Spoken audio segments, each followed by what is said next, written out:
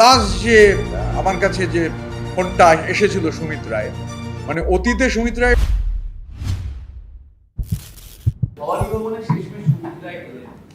ভালো তো, মানে আমরা সুমিত রায় অন্তর্ধান রহস্যের মানে জবনিকা পতন হলো, উনি হাজিরা দিয়েছেন। স্বাভাবিকভাবে যারা তদন্তকারী সংস্থা আছেন, এটা এখন up to them. It's now between Sumit Roy and the investigating agencies. আমরা বাংলার মানুষ অপেক্ষা করব যে তদন্তে কি উঠে আসে, কতটা তদন্তকারী সংস্থা আমাদের জানাবেন, সেটা আমরা অপেক্ষা করব।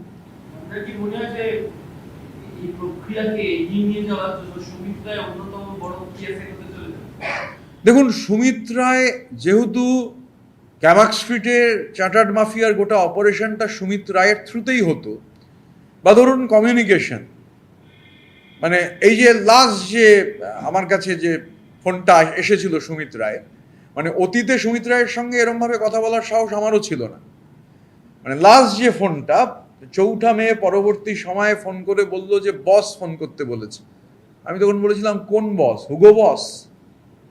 তো স্বাভাবিকভাবে মানে সুমিত রায় তো কমিউনিকেটর ছিল আমার সঙ্গে, যদিও মূল কমিউনিকেশনটা বেশিটা প্রতীক জৈন গোদরেজ ওয়াটার সাইড থেকে হতো, কিন্তু বিভিন্ন নির্দেশ তো সুমিত রায়ের মাধ্যমেই আসতো। বা এগরার ওই যে ঠিকাদার, এই যে টুলু মণ্ডল যেহেতু এখন হট টপিক, এগরার ঠিকাদারের যে কথা, মানে টুলু মণ্ডলের বিরুদ্ধে সেই এগরার ঠিকাদার কেন বেশি লাফালাফি করছে, সেই ধমকটাও কিন্তু সুমিত রায়ের থ্রুতেই গেছিল। সুমিত রায় চার্টার্ড মাফিয়ার ম্যান ফ্রাইডে, সুতরাং প্রপার ইনভেস্টিগেশন মানে will lead all roads to রোমের মতো ক্যামাক স্ট্রিট পর্যন্ত সমস্ত রাস্তা নিশ্চিতভাবে পৌঁছবে।